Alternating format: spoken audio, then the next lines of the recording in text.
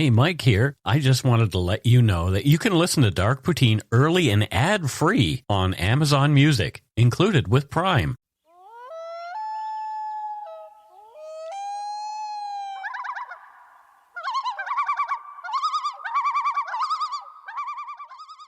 Ooh, I heard the loons. I guess that means it's summertime. Or maybe it's the beginning of another Dark Poutine episode, and it is muggy and gross today. Yeah, it's kind of humid. Yeah. Oh, that's Matthew, by the way, and I'm Mike. Yes, this is still Matthew. Yeah, I screwed it up. I didn't do the normal intro. Okay. Shake it up a bit. Exactly. Matthew's shaking. Shake and bake. The views, information, and opinions expressed during the Dark Poutine podcast are solely those of the producer and do not necessarily represent those of Curious Cast, its affiliate, Global News, nor their parent company, Chorus Entertainment. Dark Poutine is not for the faint of heart or squeamish. Our content is often intense and some listeners may find it disturbing. We're not experts on the topics we present, nor are we journalists. We are ordinary Canadian schmucks chatting about crime and the dark side of history.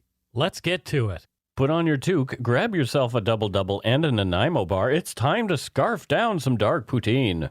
The LGDP edition. The LG... Oh boy.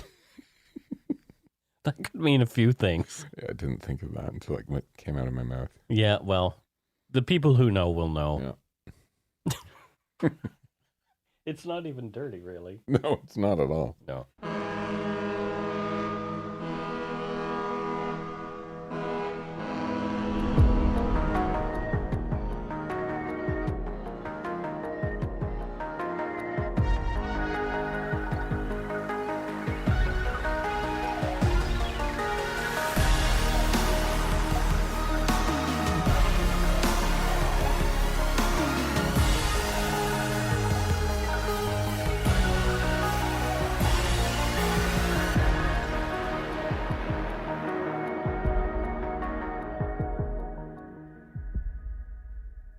On Sunday, November 13th, 1988, a beloved 36-year-old high school teacher named Byron Carr was found by his family dead in the bedroom of his home in Charlottetown, Prince Edward Island.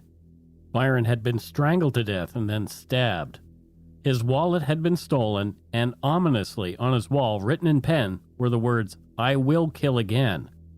Investigators revealed that Byron was a closeted gay man and had been involved in a consensual sexual encounter with another man, still unidentified, prior to his death. It is presumed that it was this man who killed Byron.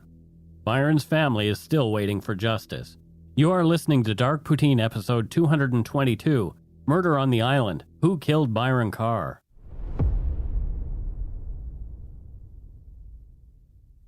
The story we are covering in this episode comes from good egg Carla McDonald Campbell in our case suggestion thread in the Yumberyard, our Facebook group. To join more than 4,000 other good eggs and make your own case suggestion, please go to facebook.com/groups/Yumberyard. Now let's get to the story. The city of Charlottetown has been referred to as the birthplace of Confederation since the historic 1864 Charlottetown Conference, which led to the Confederation of Canada in 1867. Although the city is important to Canadian history and the capital of Prince Edward Island, it is still very much a small town today, with a population in the city proper of approximately 40,500 people, making Charlottetown, in the tiniest province, the smallest of all Canada's provincial capitals, excluding the capital cities of the Northern Territories, of course. They're much tinier. The province's entire population is tiny too, around 160,000 people.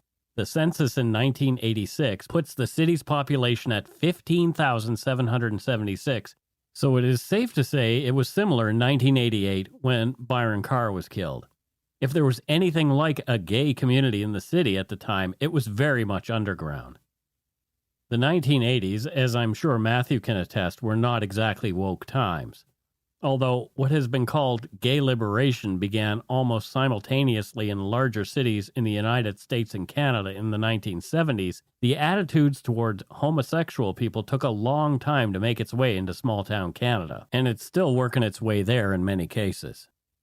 In 2011, Tom W. Smith wrote in his paper for the University of Chicago Public Attitudes Toward Homosexuality that, quote, public opinion on homosexual behavior is sharply divided and rapidly changing, end quote. He continued, quote, from 1973 through 1991, there was little change in public attitudes towards homosexual behavior. From 2/3 to 3/4 consistently said it was always wrong, while 10 to 15% considered it, quote, not wrong at all.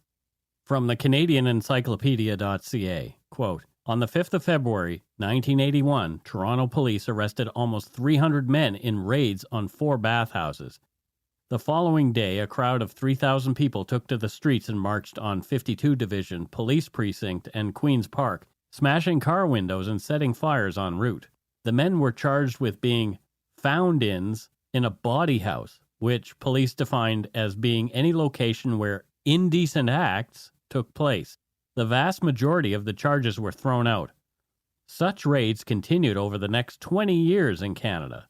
Slurs were commonplace, as were ludicrous and fallacious concepts about homosexuality. These included the ridiculous belief held by some that homosexual men were also pedophiles.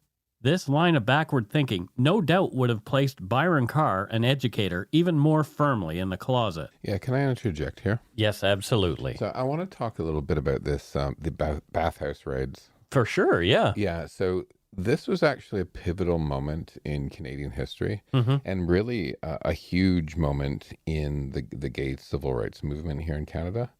So just to explain a gay bathhouse to our listeners who might not know what it is. Yes. Essentially, you go to the place, you show your ID in the door to prove that you're of age. It's a private establishment, right? There's often saunas, pools, a number of private rooms where you can meet. Sure. Right?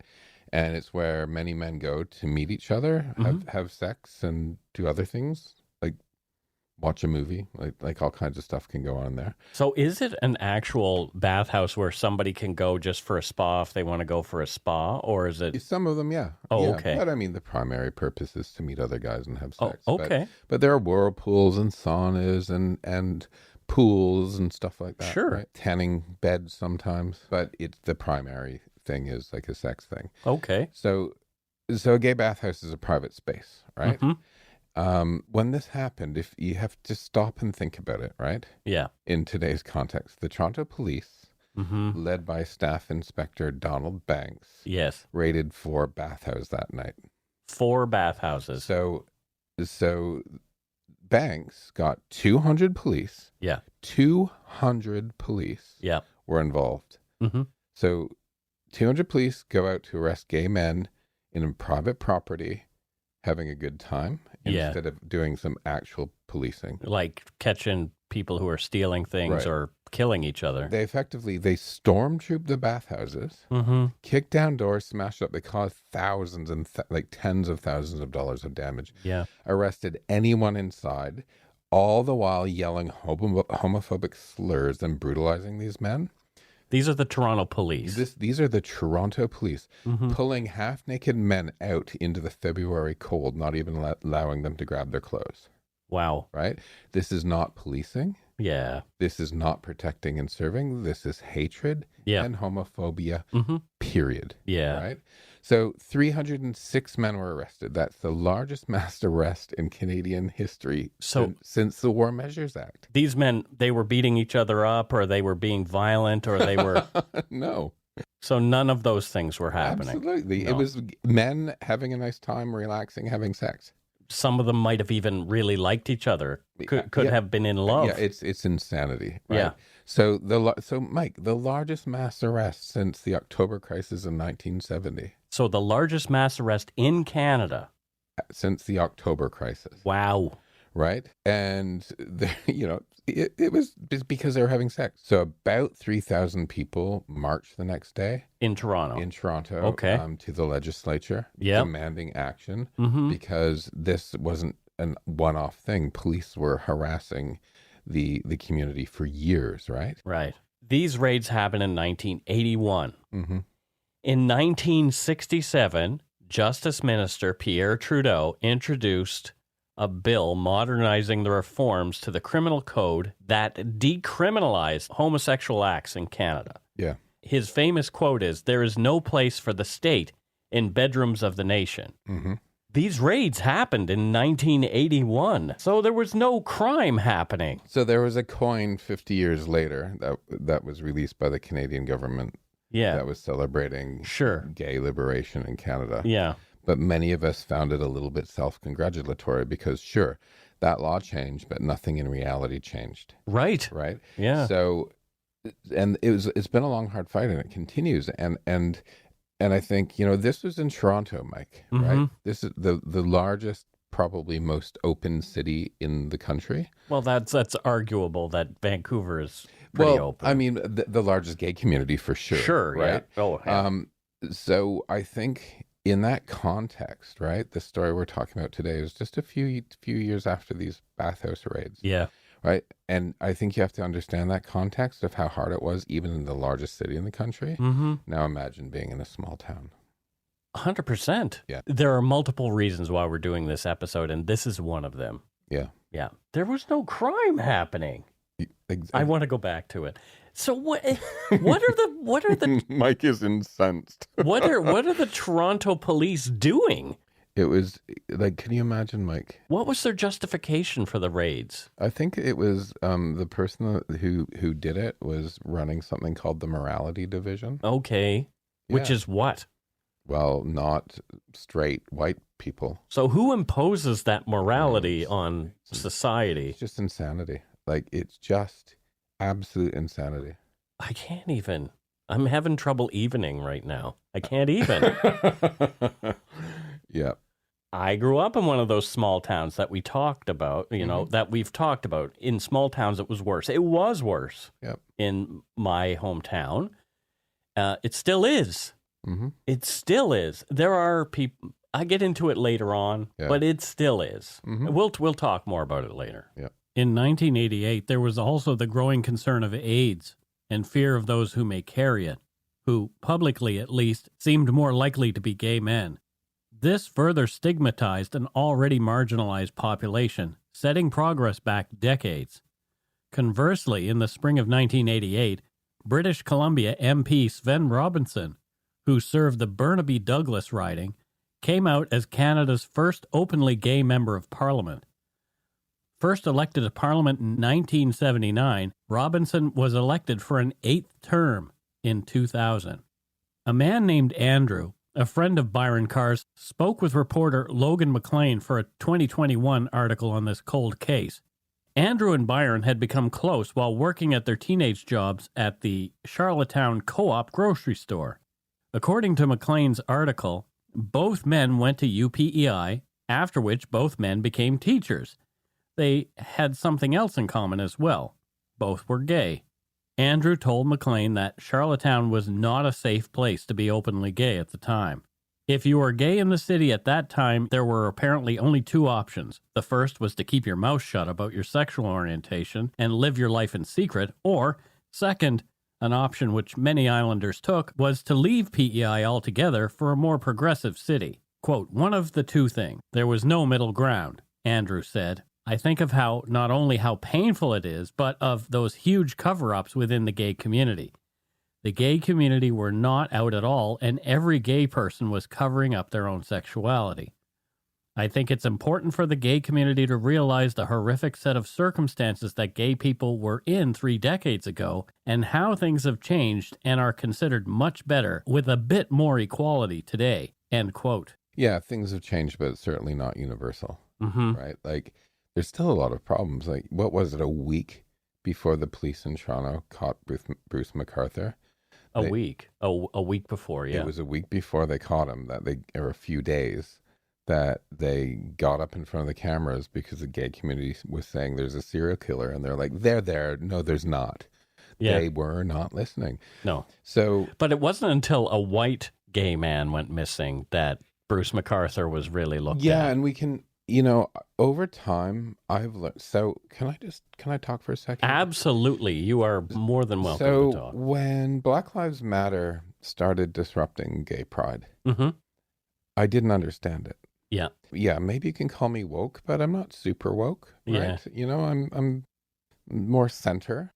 But then I stopped and thought, Mike, and I realized that when the police did things like raid the gay bathhouses, Yeah. way back then, Mm-hmm. white gay men were treated as badly as First Nations people, Yep. people of color. Yep. Marginalized. So there was this liberation movement that happened, but some people got left behind. Right. And these communities are still targeted. So if you're targeted and you're also gay, then, and I started thinking about it, and I'm like, the one thing, the march that took hold back in 1981, Yep. Everyone got together, the gays, the lesbians, our black brothers and sisters, our trans brothers and sisters, everyone got together, and it was big, and everyone made the change. Yeah. Right. And then, so when I hear these stories, I realize, what you just said, it was men of color or immigrants that were being murdered, Sure. being left behind again. Yeah. And it's over time I've come to understand why the Black Lives Matter movement did that, because because for a white gay cis man, I guess I'd be called, born a man and identifies as a man, having the cops at the Pride was a symbolic movement of, hey, we're doing a lot better and it used to be worse. But for people who are still having a hard time, it's not a good thing. So it's I think you just have to like open your mind to these things and think it through. Yeah. Being open-minded is what helps change happen. Yeah, and the police, around the world. I mean, London. When I was in London, they specifically went on a robust campaign to try to get people of the community to police the community, no matter what community it was, because they understand the cultures and the differences and everything, which is a smart thing to do. Yeah. Right. And I think maybe the Toronto police have been doing that, and yeah. They've come a long way, baby, right? Yeah, right. They have. But there's always room for improvement. Right? Always. Yep. Byron Carr was well liked and respected by his students and colleagues. On a post on r/PEI, a Reddit user named YYC David, who graduated from Montague High School in 1982, remembered Byron fondly as his teacher. He wrote, quote, "He was my English teacher for grade 12, probably the best teacher I've ever had. My average in all courses jumped about 20% because my attitude changed about learning," end quote. On the same article, Circle Spin 12 commented, quote, "My mom knew Byron. They rode horses together, and she even went to prom with him.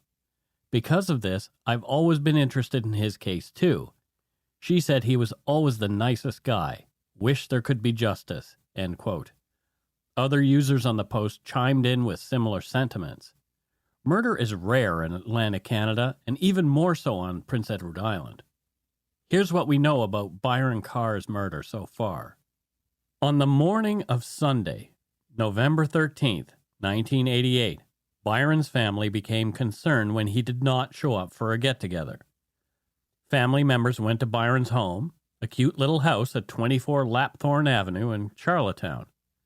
The back door to Byron's house was ajar, and his beloved little dog was locked in its plastic pet carrier that Byron used as a kennel, a white Pet Voyageur 300. They found Byron on his bedroom floor, deceased, and they called police. Byron's wallet was missing, nowhere to be found. The room looked as though it had been ransacked, like the killer was looking for something, perhaps they thought more valuables. There were no signs of forced entry. And the fact that Byron's dog was in his carrier revealed that, in all likelihood, Byron had willingly let his killer into his house. There were no signs on Byron's body that the teacher had put up any kind of physical struggle with his murderer. Byron appeared to have been strangled with a towel from his own bathroom, and the stab wound seemed to have occurred sometime after his death, as indicated by a lack of blood from that wound. An autopsy performed on Byron Carr's body revealed that he had died sometime on the morning of November 11, 1988, between 3 a.m. and 9 a.m. This meant that Byron had been dead as much as 31 hours before his family discovered him. The autopsy also confirmed that the stab wound was post-mortem by way of a long-handled kitchen knife and that Byron had indeed died by strangulation. No drugs were found in his system at the time of his death, and police investigators didn't find any evidence to suggest that Byron had a drug problem. As the RCMP ident team went through Byron's home, they found a few unique items.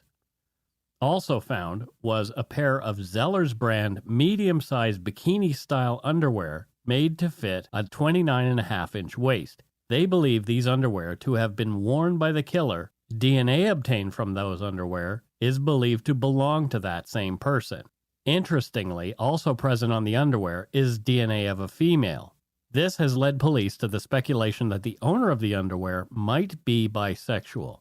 Well, he's definitely not 100% gay because no self-respecting gay man would wear Zeller's underwear. I miss Zeller's. Don't you? No. I can't. I think I shopped there when I was a kid with my mom. Yeah. I loved the Skillet restaurant. It had a particular smell. I've talked about it before, but I loved the smell of the Skillet, and then we'd go there for the fries that were fried so long that they were really hard. Did Zeller's have a restaurant? Yeah, it was called the Skillet. Okay. Yeah. Where was the Blue Light Special? That was Kmart. Okay. Yeah. Okay. A pair of rolled-up socks were found in the kitchen garbage can in the home. Police believe that someone had worn the socks on their hands in an effort not to leave fingerprints as they cleaned up the crime scene. According to a CBC article, investigators were able to lift DNA from the socks. Forensic DNA science was in its infancy at the time, but the DNA profile obtained was preserved. That profile has since been put into Canada's national database, but to date there have been no matches to any. It does not match the DNA sample found in the underwear believed to have been the killer's, nor does it match Byron's or anyone else they've been able to connect to Byron Carr in any way. Also, according to CBC, quote, police do have DNA samples from the crime scene, however those samples have deteriorated over the years, making them unusable for testing using new forensic techniques that might provide new clues to the killer's identity, end quote. I know. That is such a shame. Yeah. Like, to have something that probably would solve it, but it's degraded. To the point where they can't use it anymore. Must be so frustrating for the police. You know, when you have something in your hand that can't be used. Yeah. Also of huge curiosity was the penning of the note on Byron's wall. Again, written in pen, scrawled quickly, "I will kill again." The note, although short, has a few unique features which may help identify Byron's killer. Each word starts with a capital letter. The writing leans toward the right, indicating perhaps a right-handed author. The dots above the I's in will, kill, and again are tiny circles rather than simple dots. The A's in the word again also have a unique flourish, a top tail rather than a circle with a line like children are typically taught when learning to print. Like the sentiment itself, the lettering seems to have a juvenile and immature flair. As far as the timeline goes, Byron had gone out for dinner with a buddy that evening, returning home by 9:30 p.m. According to CBC, after that, Byron had friends over for coffee on the evening of November 10th. They left at 11:45 p.m. Byron then went out after midnight to meet up with some other friends in Charlottetown, visiting a number of bars before inviting two of them back to his house for drinks. After the bars closed at 2, they drank Seagram's VO, and those people left at around 2:45 a.m. It was believed for years that those were the last people to have seen Byron. From CBC.ca. Witnesses say they saw two men behaving suspiciously outside Carr's house at 8:45 p.m. on the evening of November 11th, after Carr was killed. This was before his body was discovered. Between midnight and 2:30 a.m. on November 12th, neighbors heard Carr's dog barking, which was unusual, and there was a report of a vehicle leaving the area at high speed, end quote. Perhaps this might have been the killer and an accomplice returning to the crime scene, supposedly looking for that underwear that they'd left behind and to otherwise attempt to clean up some of their mess. After that, in 1988 at least, the police seemed to hit a stone wall. People involved in Charlottetown's then deeply underground gay community were terrified. Many of them, still closeted, did not trust the police and were not willing to talk. Others feared retribution from the killer himself, as there were rumors of a gay-killing serial murderer about at the same time. Some armchair detectives have invoked the specter of Toronto serial killer Bruce MacArthur, but as there is no evidence that MacArthur was even in PEI any time before 1995, when he actually visited, that theory doesn't seem to hold any water. As our good friend Robin Warder would say, the trail had gone cold. However, in September 2007, a dogged Charlottetown cop reopened the case. Then Constable and now Chief of Charlottetown Police Department, Brad McConnell, wanted to take another look at Byron's murder and hopefully get some answers. McConnell's hard work was, in fact, able to uncover some new leads in the case, and we'll get to those right after this break. But first, here's a promo for a podcast that we think you might like. We met its host, Pia, at CrimeCon, and this podcast is called Crimes from the East. Here's their promo. Hey, Alex, you want to hear about Ted Bundy for the 3 millionth time? Oh, yes, I totally need that in my life. Hell no. I knew it. You know the one golden rule in true crime, right? Mm-hmm. The husband did it. Yeah, but have you heard about how the husband did it with a deadly cobra? Where do you even find one of those? Well, find out on Crimes from the East. Come join Pia and I. Let's brew up some masala chai and listen to us talk about the twisted tales of murder and mayhem from South Asia. We are Crimes from the East, a South Asian true crime podcast with a little masala and spice. Namaste.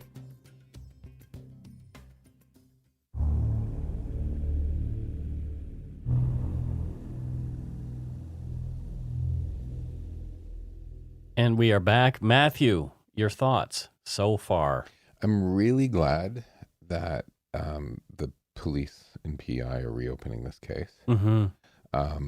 And thankful for people like Chief Brad McConnell was his name, right? Yep. Is his name? Yes. Are doing it. I think maybe to him, he's simply trying to solve a murder and wants justice for the family. Yeah. But to me, it's important beyond justice for Byron Carr, even though, of course, that's hugely important, and I want justice for him. Mm-hmm. But this is justice for the gay community as well. Mm-hmm. Yeah, for sure. And, I've thought many a time, actually, that Canada almost needs a Truth and Reconciliation Commission on how society treated the LGBTQ community. I agree. Yeah. There needs to be a harder look. Yeah, maybe not a commission, because commissions often don't do anything, and they're expensive as well. But Canada just has to be honest about like how, because I came out in '86, right? Okay. I came out in '86, so you were 2 years away from graduation, so grade 10. My first gay pride in Toronto was 5 years after the raids. Wow. Right? So you went to Gay Pride the year you came out. Yeah, with heavy police presence, watching, not participating. Right. Right? So, so I kind of caught, in some ways, the end of it, right? And I grew up in a really small town. I moved to London, Ontario when I was 16. Yeah. A lot of that was because I wanted to be myself, and even though London's not huge, bigger community than when I was in. Mm-hmm. Level of acceptance, right? So to me, it was never, I'm lucky I didn't love living where I lived when I was young. Yeah. Because if I loved it and never wanted to leave but was gay, it would have been a very hard life until, it's changed. Strathroy had its own pride now, and they're getting a little crosswalk, which will probably be vandalized. Right. But there's forward movement, right? Mm-hmm. But, yeah, so I came out at the end of it, and some older guys that I knew had the stories, right? Yeah. And, I've had bottles thrown at me. I've been called names. Mm-hmm. I've had many friends beaten up. That's how I grew up. There was a man in town where I grew up, and I won't say his name because, his name has been smeared enough in that town. Yeah. He's since passed away. But I remember as kids, he was sort of a pariah in town because he had gone to jail for commission of homosexual acts. And children and adults alike made fun of this guy. Yeah. You know, he did not have an easy life. His name was in the phone book, and people would call him up and make fun of him. Yeah. Kids, I'm ashamed to say I'm a kid who did that kind of stuff. Like, I look back on it, and it was just, that was the norm. Yeah. I'm disgusted by it, like, just appalled by the behavior. He wasn't somebody who seemed to have had a lot of breaks in life. Right. You know, he lived in a little tiny place and all that kind of stuff, and sort of on the far end of town, the other side of the tracks, if you were. So he didn't have the wealth or education to escape from where he was. Nope, he was stuck there. Which many see. I'm very lucky. I got the education and the money to move to where I wanted to go. Right. And one of the saddest things that I remember is people making fun of him, and he would sort of go along with it because I guess that's how he dealt with it. It's a way of self-defense, isn't it? Right. Yeah. Keep it calm, keep it light so you don't get killed or beaten up. Yeah. Nobody ever hurt him as far as I know. Like that was crossing a line for me. If he had stood up though and didn't go along with it and pushed back, that's probably why he was doing that. Oof. Right? Yeah, it's just ugly to think. It would have escalated it. Right? Yep. So he had to live that way. I'm certain that a lot of small towns had a person like that. But yeah. Yep. If I could go back and give the guy a hug now, I would. I would totally go and just say, hey, you know, the way you were treated was really wrong and you deserve love too. I would really want to hug that guy. You can hug me. I do hug you. The deputy chief of the Charlottetown Police Department at the time, Richard Collins, spoke to CBC about reopening Byron's case in October of 2007. Quote, "We are launching a full review of the Byron Howard Carr file," he said. "I can't indicate how many people we are looking at. All I can say is people that we are interested in, to our knowledge at this point in time, are currently alive and well, and we will seek them out, whether they are on Prince Edward Island or off Prince Edward Island. We will be continuing to aggressively at this point in time to deal with identified persons of interest and either link or eliminate them to this file," said Collins. Constable Brad McConnell talked about reopening cold cases with the Guardian newspaper. Quote, "It's not something haphazardly done," he said. "There's a process which you follow. A lot of that involves reviewing old files, lab reports, witness statements. It's a considerable file." Regarding Byron Carr's sexuality that the teacher had closely guarded during his life, McConnell told CBC, quote, "He was outed by his death," said McConnell. "That sensationalism at the time, when we were living in a different time in our culture, caused people some apprehension to want to get involved. I personally find that disappointing. Over the years, people had spoken in whispers that perhaps Byron Carr had died during rough sex play that involved asphyxiation. Constable McConnell addressed that in a separate CBC interview. Quote, "It's been widely speculated in the past that this was an accident, death by misadventure," McConnell said. "We want to make it clear that this is a murder," end quote.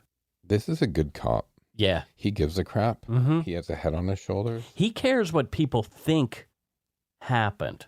Yeah. He cares. To him. He's cutting through all that crap. Yeah. And he is, you know, I think this is a good police in modern society. I wish we could highlight more stories like this. Yeah. Where there is a cop. I mean, this guy, he was a constable when he started investigating this. Yeah. He went through, became, I think, then a corporal, a sergeant, then the deputy chief, and now is the chief of the Charlottetown Police Department. And he cares about everyone in his community. Yeah. He's not hand selecting, right? Right.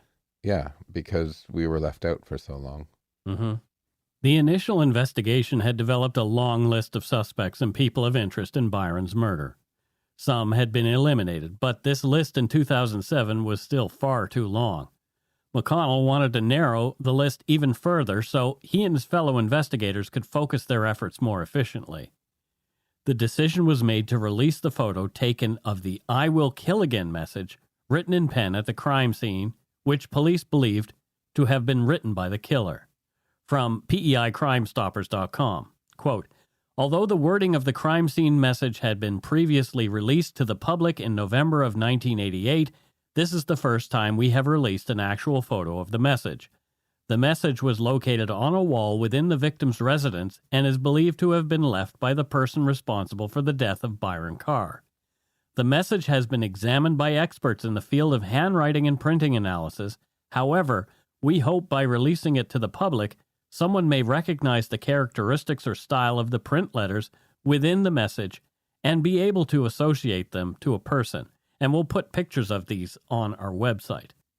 They offered a $2,000 reward to anyone who provided information that would lead to the arrest of the person or persons responsible for the murder of Byron Carr. Seeing the story in the news again nagged at the conscience of one PEI man. He had a secret that he'd kept for years, afraid to report it. But seeing stories about Byron Carr's slaying on the news helped him to make a decision, so he came forward to Charlottetown police. He had important information. The man said that he'd seen Byron on the night of his death after the 2:45 a.m. departure of his friends. Byron, it appears, had gone out in his white 1987 Ford Tempo. He had driven the 5 minutes or so to a popular cruising spot, the Queen Square area of Charlottetown, a place gay men commonly frequented. Carr had seen the man walking and had picked him up and driven him home to Sydney Street. Byron then drove off and the friend watched as he left. The last time Byron was seen by the friend, he'd stopped and was speaking to a younger man on a bicycle just a block away near the corner of Richmond and Prince Streets. After what appeared to be a brief conversation, Byron had driven off and the bicycle appeared to follow him. It was after 3 a.m., and the timeline of the murder had to change a bit, making it no earlier than, say, 3:30. If true, this would be huge. Police had struggled to believe the man at first, but after administering a polygraph, which the man passed, they believed him. Perhaps the man on the bicycle was Byron's killer, but who was he? I pondered the possible motivation for the witness waiting 20 years before coming forward. Perhaps he was afraid of being treated like a suspect in Byron's death, among other unknown factors. I'm fairly confident in assuming that some of the questions that the witness would have been asked during the polygraph would have been, did you cause the death of Byron Carr? Or, do you know who caused the death of Byron Carr? The motivation for waiting a long time to speak is kind of clear in my head anyway. Yep. So if you're a gay man who's in a gay cruising area in a small town in an anti-gay culture just a few years after what happened in Toronto, yeah, you would just be putting a target on your back for the police. 100%. Why were you there? Are you a fag? You know, that word probably would have been used by the police for him because that's what the police did.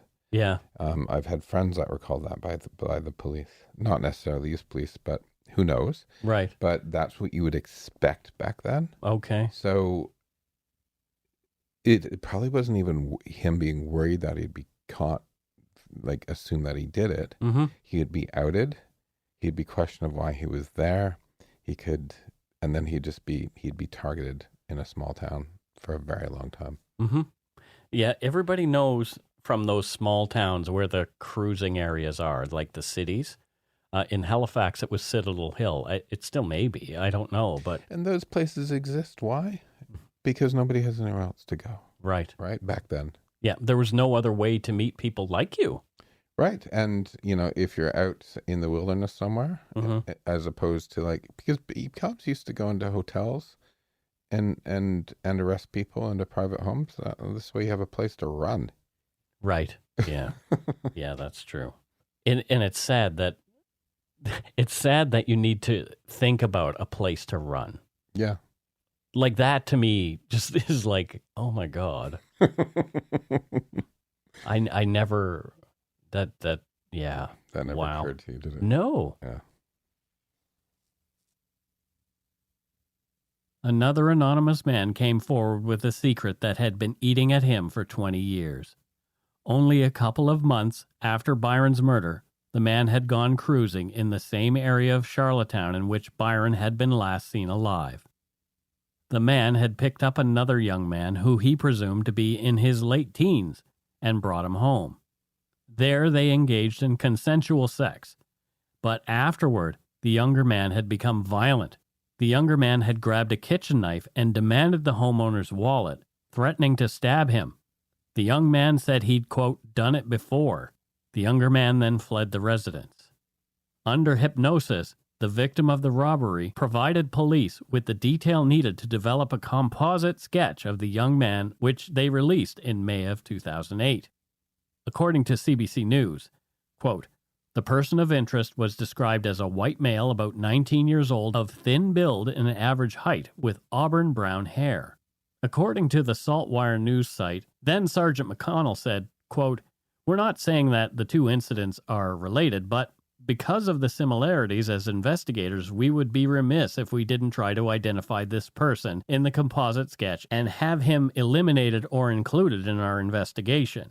When asked why the man who still lived in PEI at the time had not come forward earlier, McConnell said, quote, this was a secret that he had, and like most gay men at the time, not wanting to be outed or exposed as being gay or involved in that kind of behavior, he never reported the incident, end quote. In September 2009, police came up with another possible lead, and were looking for a man named George Smith, who had reported his car stolen only 9 hours before Byron's murder. Smith lived at 154 Richmond Street, close to where Byron had been last seen. They wanted to pursue the possibility of links between the theft and Byron Carr's death. The problem is, they couldn't find George Smith, and somehow the police record of the car theft has been lost. In November of 2009, police released a photo of the skimpy underwear that they'd obtained DNA samples from. In the photo, the underwear is displayed on a black mannequin to give an idea of the smaller stature and build of the presumed killer. The hope was that perhaps the female whose DNA was on the underwear as well as that of the suspect might recognize the underwear and come forward. In a 2013 interview with CBC's Sally Pitt, John Carr, Byron's brother, was asked what he would like the public to know about Byron. John said that his brother was, quote, a really good person. John went on to say, quote, every year, some of his former students contact me to say hello and to say that they're still remembering him. Many of them tell that he changed their lives for the good, end quote. Carr said that although the past 25 years has been difficult, his family was tough and that they'd stayed together as a family. He said he thinks that the whole thing has strengthened the family bonds, that even though time has passed, although thoughts of his brother and his murder are with him often, every November 11th the whole thing comes back into sharper focus. When asked what it would mean if there were an arrest and charges in Byron's murder, John said, quote, we don't expect justice at this point in time, we just want closure, end quote. He then recalled something that his mother had said at the cemetery on the day when they buried Byron. She said, quote, it's really not over until we know what happened and why, end quote. In another CBC interview, John Carr implored anyone who knew anything at all to please come forward with even the smallest iota of information. Quote, it doesn't have to be major television-style solve-the-crime type piece of information. It's only a tiny piece of information which may lead to conclusion of this, he said. That same year, police released more information. They believed there was strong evidence of an accomplice after the fact in Byron's murder. They'd thought that for a while. 2 witnesses who were not connected to each other came forward to police with information. The first was in 2008 and another in 2012. Both claimed they knew a man who'd confessed to involvement in the death of Byron Carr. Not as the killer, mind you, but as the person who had returned to the crime scene with the killer in the failed search for the pair of underwear. Police said that the stories included details that could only be known by someone who had been in the house before the police had arrived and was involved in the crime somehow. The second man, who police knew but have not publicly named, died in 2003. He was 27 years old at the time of Byron's murder and had lived in Charlottetown. He was a recent parolee with a violent criminal past. He had been on a short list of suspects that investigators had developed in 1988. The DNA on the socks believed to have been used in the crime scene cleanup did not match this man, nor the DNA found in the underwear. It was out of what the police called juvenile frustration that the killer or his accomplice left the "I will kill again" note, then stabbed the already deceased Byron Carr and did other unnamed juvenile acts around the crime scene. Speculation is that they might have done something else with Byron's body or something else that cops are using as holdback evidence. The brief police profile of Byron Carr's killer is that he was a male, aged between 15 and 25. He lived what they called a high-risk lifestyle, was bisexual, probably had previous low-level criminal convictions, and that he lived in Charlottetown. Police also believe that someone knows who the killer is, and that they may have been afraid to come forward sooner due to fear of being outed or fear of the person involved. There have been suspects named over the years. One is an alleged serial killer named Peter Dale McDonald, who'd grown up in PEI. He was a troublemaker from an early age. He was right in the sweet spot age-wise and fit the police's profile of possible suspects in Carr's murder very early on. He'd been involved in drugs and prostitution in Charlottetown. He's been suspected in and even charged with a number of murders and was convicted of his first one in 2004. The body of 63-year-old James Jimmy Thomas Campbell was found in a Parkdale apartment on April 29, 2000. Known to frequent area bars including the Gladstone Hotel and the Dufferin Gate, police said James Campbell was strangled by his killer in the 99 Tyndall Avenue apartment. They had met in a park, went back to the apartment, and had sex. DNA later placed Peter Dale McDonald at the crime scene with Campbell. From 2004 court documents, quote, "There was evidence of a sexual encounter between the appellant, McDonald, and the deceased prior to the murder. The DNA testing that showed a mixture of the deceased semen and the appellant's saliva on the bedsheet suggested that the appellant performed an act of fellatio on the deceased. The Crown did not suggest that this act could be non-consensual." End quote.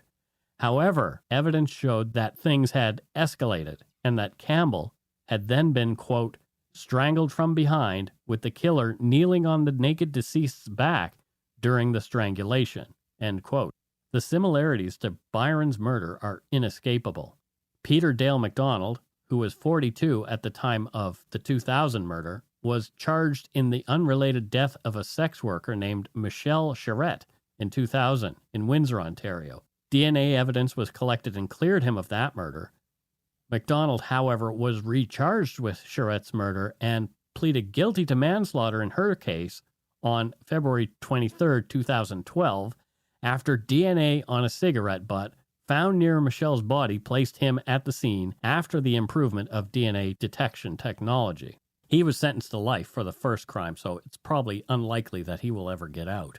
McDonald was also charged with killing Julianne Middleton, 23, Virginia Coote, 33, and Darlene McNeil, 35, whose bodies were found in Lake Ontario in Toronto's West End between 1994 and 97. But the charges were dropped in 2010 for lack of evidence, and there was, according to the Crown, no good chance of conviction. I'm fairly certain that police would have tested McDonald's DNA against that found in Byron Carr's home if it was possible. Right. I don't know, if the sample was still viable for them to test at that point. Yeah. So maybe, this guy... There's so many similarities. There are so many similarities. The fact... There's not a lot of serial killers, I don't think, that have come from Prince Edward Island. I really don't. I don't think PEI is a breeding ground. I don't think PEI is pumping out the serial killers. No. Right. So if one person who was in and around that scene at that time ended up being a serial killer, perhaps that's a good reason that cops want to strongly look at this person, especially when he goes on to commit a murder with very, very similar situation, like consensual sex first, and then kill, and then murder after, and strangulation from behind, with some sort of object or maybe a towel. Maybe they didn't say what it was that killed this other guy, but or it could have been just whatever's handy. Yeah. But it's really interesting that this guy did these things and is the type of person that he is. I mean, he killed both men and women. So there is that component of bisexuality in there as well. Yeah. Did he still wear Zeller's underwear? I don't know. If he was wearing Zeller's underwear, that would have clinched it. He's right the there. guy. This leaves Byron's murder as still unsolved. Anyone with information regarding this crime, no matter how insignificant it may seem, is asked to call the Bell Alliance-sponsored Byron Carr hotline, 1-877-566-3952, or PEI Crime Stoppers, 1-800-222-TIPS. Again, Byron Carr was last seen alive at approximately 3 a.m., Friday, November 11th, 1988. Which was the beginning of a long Remembrance Day weekend. He was driving a 1987 white Ford Tempo near the corner of Richmond and Prince Streets. He was found dead in the bedroom of his home at 24 Lapthorne Avenue, Charlottetown, 31 hours later. Time of death was determined to be between 3 and 9 a.m., November 11th. Evidence at the scene indicated his death followed a sexual encounter with another male. Carr was strangled, stabbed, and the killer left a note saying, "I will kill again." Matthew, that note, the "I will kill again" note, do you want to talk about that at all? Did you read about that? Yes. What are your... So the police say that it was a juvenile act. That note was a juvenile act saying, "I will kill again." Yeah. Because of other things that this person and possibly another person did in the home after the murder. Yeah. I don't get it why they say it was frustration because they couldn't find the underwear that they were looking for. Right. So they're looking for the underwear, and out of frustration they write, "I will kill again." I don't understand that. I think there's something that the police aren't telling us that's holdback evidence that perhaps they need to They need to hold on to it in order to... Right. Yeah. That would make more sense to us somehow. Yeah, because it's just not connecting of why unless the person is a moron. Right. "I will kill again." Well, they probably are. Well, they are, because they murdered somebody. Mm-hmm. That is a moron in my mind. Yeah. But, I'm picturing this small city, small town, really, right? Mm-hmm. 88, murder like that, and "I will kill again." It just doesn't fit. The picture doesn't fit the book, if you know what I mean. Yeah, I gotcha. So, completely unrelated and not connected. While I was researching this case, I recalled a murder that occurred in my hometown, Bridgewater, Nova Scotia, in 1992. So 4 years after Byron Carr's murder. And I was living in Bridgewater at the time. Mm-hmm. So bear with me. You'll see some relevant parallels as I explain this case. So I couldn't for the life of me remember the name of the man killed, although I used to serve him coffee every day at the Candy Center on King Street where I worked. And did John Candy own the Candy Center? John Candy did not own the Candy Center. It was a man named Philip who owned the Candy Center. Okay. And Philip was gay. Okay. So, but anyway, that's a long story. That's another sort of aside. Okay. I could remember the name of the killer well enough because I'd played ball hockey against him when I was in the Bridgewater Junior Fire Department. He was a member of the Riverport Junior Fire Department's team, and his name was Charles Zwicker. And he was a big, aggressive, broody guy, and we feared him on that team. He was the guy that we really feared. And when I'd heard he was charged with murder, though, I was really surprised. It's like, okay, yeah, he's big and broody and crazy, but I didn't think he'd actually kill somebody. So some friends came through in a big way when I asked about the events on Facebook. My friend Stacy Rutherham, and she's a longtime listener as well. Hi, Stacy. She was first to come up with the name Joseph Laurendeau, and he went by John. And that's why I was kind of like, what? Why doesn't that make sense? But I remember him going by John, and other people confirmed that he went by John. And he was a really gentle guy, slightly built with a mustache, long hair, although he was balding on top. Mm-hmm. and he was a musician. Right. I remember him being like really into music.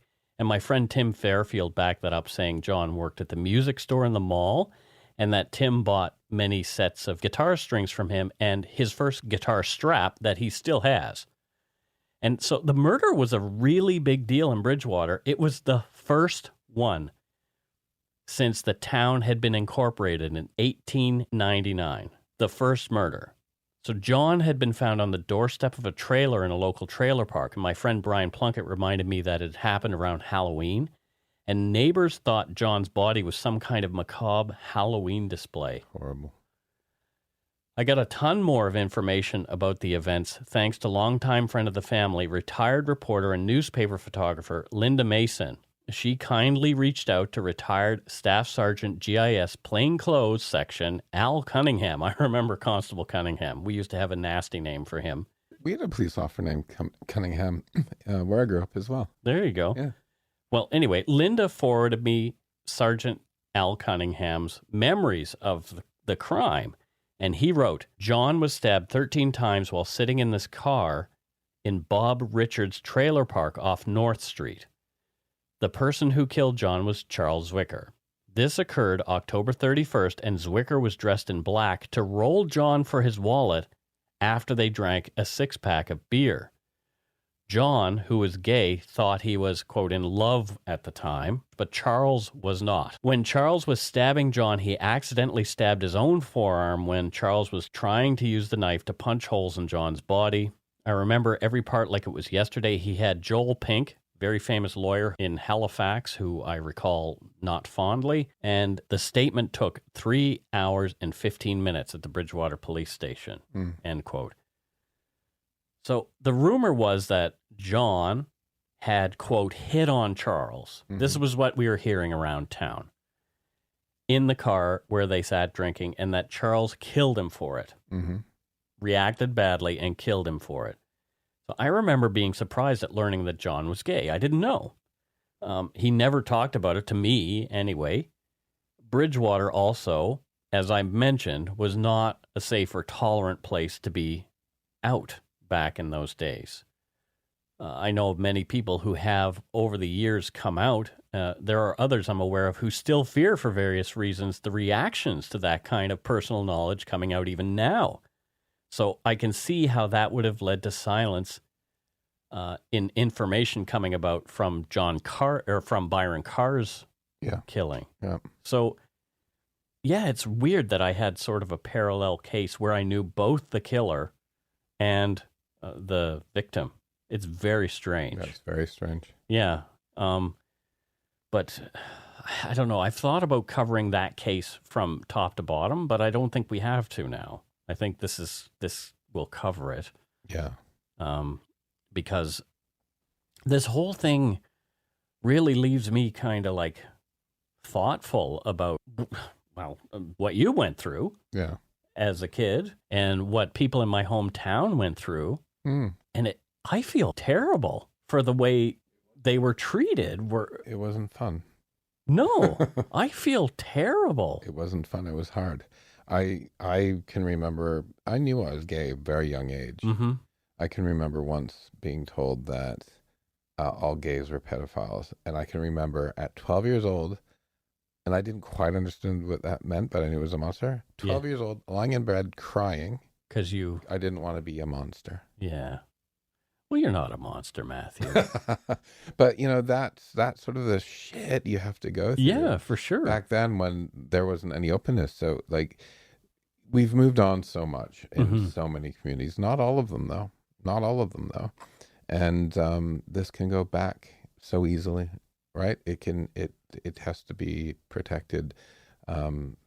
Luckily, I was looking at statistics. Canada is one of the most accepting countries in the world for the LGBTQ community. A lot of the memes now are obviously things about Pride Month. Yeah. And I didn't choose this episode because it was Pride Month. It just happened. It just happened. And it's really interesting. I'm watching these memes, and how you make jokes about it all the time, how companies will change to be woke in June kind of thing with rainbows and unicorns and all that kind of stuff. And then they go back to their usual thing in July. But speaking of intolerance, there's memes about the Middle East right now and how the Middle Eastern arms of branches of these companies are not changing. Well, of course they're not. And, I'm the marketing director of some brands. Right.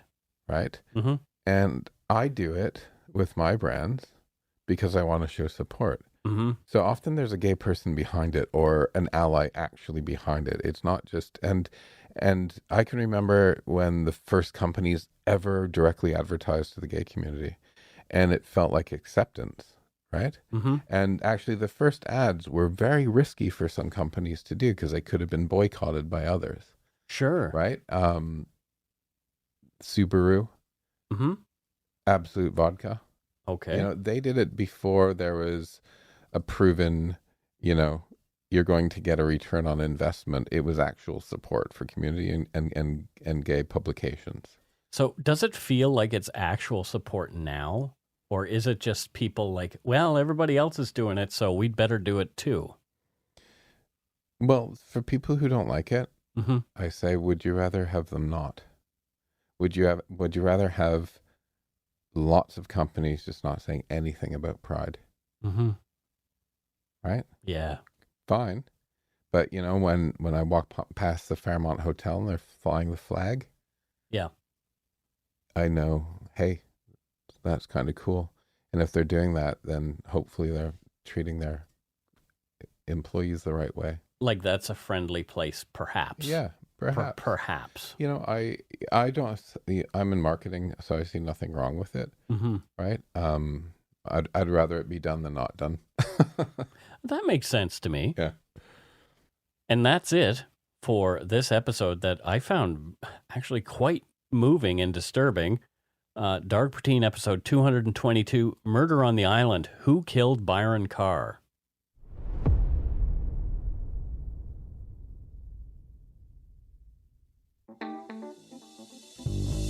That's right. It's time for voicemails. You can leave us a message at 1-877-327-5786 or 1-877-DARK-PTN. We'd love to hear from you. Let's see who called us this week. Well, all right. Let's listen to our first voicemail. I'm still emotional from the episode, but this might help us to sort of calm down. Hey guys, it's Great Big Pete calling from Ottawa, tornado capital of Ottawa or Canada or whatever. Anywho, I just heard your episode about the murder in St. Pierre et Miquelon, and I'm super excited because guess what? I'm going to be going there this summer. Anyways, I'll be sure to take pictures and stuff like that, and I'll maybe record like a little bit of audio around the guillotine. If I can get the sound of it going, shoo, I will. And this part of the message, you don't have to play this part on the show, but this is for Steve. Hey, Steve, are you a good boy?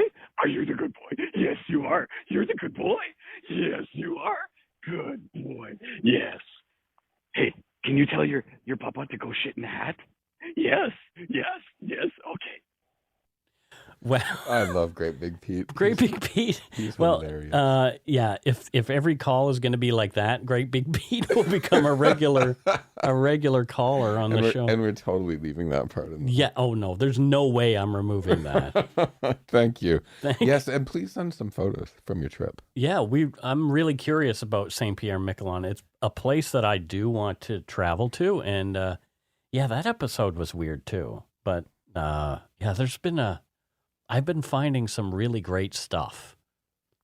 Let's move on to our next voicemail. Who knows who this is from?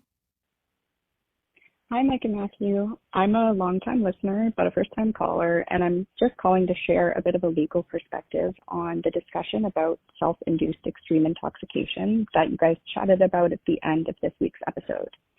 I'm a law student at Osgoode Hall Law School, and I'm also a survivor of sexual assault myself. And coming from that perspective, I want to set the record straight a little bit on what this decision means. because I absolutely understand why survivors and advocates for survivors and people like the two of you would be really scared and concerned about the kinds of headlines that are coming out about this decision. But to be abundantly clear, this ruling absolutely will not excuse assault of any kind just because the perpetrator was drunk. The level of intoxication that you'd need to achieve this kind of defense is one that would be almost impossible to achieve by alcohol alone. For example, in the case, it's called R.V. Sullivan. The young man had a history of mental illness. He took an overdose of a prescription medication that was known to cause hallucinations as a side effect because he was trying to commit suicide.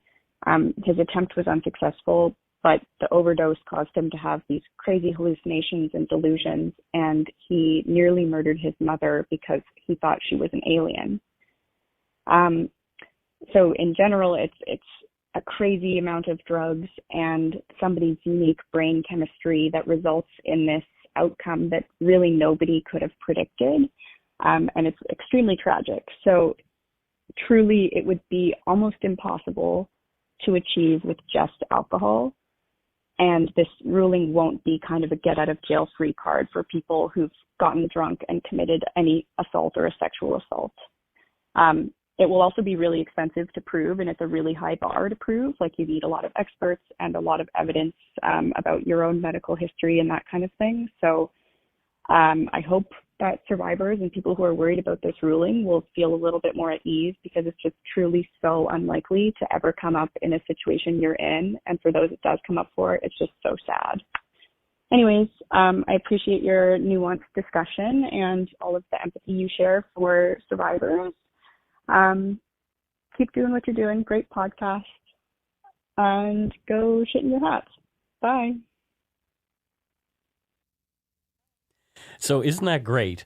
She has the most informed conversation with us and then tells us to go shit in our hat. I love it. I actually can sleep better. Yep. With what she just told me. Mm-hmm. Yeah. That was bothering me. Honestly, thank you. I mean, I read about it, but I don't understand the nuances, and the explanation was really good there. It was awesome. And it makes me feel better. Yeah, and that's why when we have these discussions, we want people to call in. Don't call in with every mistake that we make, because at that point, perineum. Yeah. Well, no, that one was funny. Your perineum arch. But anyway, but yeah, if it's something that will help inform us in a better way in moving forward, especially when it's a legal thing like that. We're not lawyers. We're not journalists. In fact, I'm just a dum-dum. Well, speak for yourself. Okay, Matthew is not a dum-dum. But anyway, you know, if there is something that we need some education on, help us. But at the same time, I've had people call in and try to inform us about things that are maybe not okay to do. So maybe censor yourself. Think about it before you. If you're nice, do it. Yeah, if it's going to be nice, if you're being kind and helpful, do it. Yeah, if you're going to be a jerk, don't. And just trying to prove a point. Yeah, if you want to just hammer home a point, I'm not interested. Because we have the off button. Yeah, we have this amazing thing called delete. But that was really helpful. Thank you. I actually had to block a caller on our voicemail who was calling in with rude things. Yeah, like I should have just saved all the voicemails and played them on the show. Or let me have it. Yeah, but anyway. That's it for this week's voicemails. Again, you can leave us one at 1-877-327-5786 or 1-877-DARK-PTN. We'd love to hear from you, even if it is just to say hi and to tell us to go shit in our hats. If you're stumped for what to chat with us about, a quick story is welcome. So we don't have any Patreon patrons this week. No. Yeah, and looks like we've lost a few. Mm. It's very clear what's going on. The economy is not in the best way, and people are looking at ways to maybe save a couple of bucks. So 100% understand. 100% understand. However, you know how it is. It's tough. It is tough. It's like, oh, okay. So less. Hey, if 5,000 of you out there give $1. do $1 a month each, right? Then it's good. Yes, exactly. That would actually help a lot. Yeah. But we're gonna start calling you all individually. Please. Oh yeah. I wish we had everyone's number. No. Probably everyone doesn't really want us. Hi, it's Matthew and Steve. Would you like to donate? Yeah. Well, anyway, we did have some Donut Money donors. Yay. First up, we have Taylor Pender. Hello, Taylor Pender. And Taylor says, specifically for Jelly-Filled, if you're into that, Mike and Matthew, I'm slowly closing the gap between the episode I'm listening to and the most recent recording. Although I still consider myself a time traveler since I'm currently in March 2022. Thanks for being delightful eggs. Kindly go shit in your hat, Taylor P. Well, he only has a few months to catch up, which is great. Thank you, Taylor. Yeah. Really appreciate that. And yes, I will eat any sort of donut. I do like me a jelly-filled. Yeah. My favorite, though, is the custard-filled Boston cream. I love, love, love, love. Do you really? Oh, they are my absolute 100% favorite. I like jelly. For the cream-filled ones, I prefer the jelly ones. Have you ever gone to Cardam's Donuts downtown? We're not doing an ad for Cardam's Donuts, but have you ever gone to Cardam's? If you'd like to send us money for mentioning yeah, it, exactly. We will take it. Oh my gosh. Cardam's, if you want to send us donuts, I would love some Cardam's Donuts. I think I had maple with bacon from them once. They are such good donuts. They are really good. They do fancy donuts. And the one that I really like, it's an Earl Grey. Yeah, that one's so good. Oh, it is amazing. Oh my God. So now I want to drive down to Cardam's Donuts. I think I might do that this week. Yeah, let's do some donuts at some point. And we have to do a photo shoot for Patreon. Yes. Because our new we have the new system. We're changing up the tiers on Patreon because people didn't seem to want to have calls from us or from me or whatever or any of that kind of stuff. So people at the $10 tier are now going to get the same thing that people at $5 get, magnet and a couple of stickers, but they're also going to get a official Dark Poutine fan club card. Which is kind of cool. And then people at $25 and above are going to get all that, plus... Wait, there's more. A signed photo of Matthew, myself, and Steve. So we're gonna do that for $25 and above. You know what we should do? We should just sell those. We should book one of those glamour shots at Zellers. They don't have Zellers, but and of me and Steve and get like our hair coiffed and everything and do a glamour shot of the three of us. Yeah, with like, a soft lens. Maybe wearing like weird clothing and stuff, like very 70s. With a soft lens and some roses in the corner. Would Steve sit still? You can coax him. So you know the good shots I have where he's looking at me. I'm holding food in the air. Okay. Yeah. But we could sit him with us, kind of thing. You let him, like, you can't just instantly take a photo. You have to, like, let him, like, calm down, kind of. Yeah. Okay. Or I could drug him. But anyway, so those are the new tiers on Patreon. We do have another Donut Money donor, and his name is Freddie Madrano. Thank you, Freddie. And Freddie says, enjoy some mochi donuts, courtesy of Best of Arlington TX on Instagram. At Best of Arlington TX on Instagram. Thank you. Thank you so much, Freddie Madrano. That's such a cool name, Freddie Madrano. I know. I was thinking that. Like, it's like in a 50s movie, right? Freddie Madrano. He's like a crooner. Yeah. We forgot to or say... a detective. We forgot to do where Taylor Pender is from. Oh, are we doing that? Yeah, let's go back. Okay. So where on earth is Taylor Pender from? We know Freddie is from Texas. We'll get into that. But Taylor... Oh, okay. Where is Taylor Pender from, Matthew? Bearsville, New York. Bearsville, New York. And what does Taylor do in Bearsville? He wrestles the bears. Wrestles the bears. That's good. Freddie Medrano, obviously, is from Arlington, Texas. Because, well, maybe he's not. Maybe he's not. However, what do you think Freddie, with the coolest name ever, Freddie Medrano, what does he do there in Arlington, Texas? Detective. Oh, cool. Detective. He's like Philip Marlowe, like he's a noir. Detective Freddie Medrano. Yeah, totally noir, right? Noir. He comes in and he smokes. Yeah. And everything. Has the fedora. Every room he enters is in black and white. Yeah. Yeah. Yeah. Everything just turns Freddie black and Medrano. white with Freddie around, but not that like... It was a tough day on the mean streets of the city, but Freddie Medrano was out to get the killer. Exactly. Thank you for protecting Arlington, Freddie Medrano. Thanks to all our patrons and Donut Money donors, past and present, for your generosity. It helps to keep the show going. You can become a patron of Dark Poutine at patreon.com/darkpoutine. For a one-time donation, you can send us donut money via PayPal using our email address, darkpoutinepodcast@gmail.com. If you don't already subscribe to the show, it would mean a lot if you did. You can easily find Dark Poutine on Apple Podcasts, Spotify, or wherever you listen to your favorite shows. If you haven't gotten yours yet, my book, Murder, Madness, and Mayhem, is available to order via a link on the Dark Poutine website. And speaking of darkpoutine.com, please check it out for show notes and other cool stuff. We'd appreciate it if you took the time to give Dark Poutine a like or a follow on Facebook and Instagram.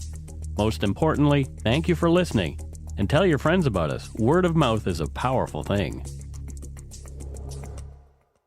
So until we return, don't forget to be a good egg and not a bad apple. Thanks for listening to us. Thank you for listening. We really appreciate your ears. Make sure you clean them. Not too deeply with a Q-tip. No. Anything bigger than an elbow is too big. What the hell is that from? I don't know. My mom?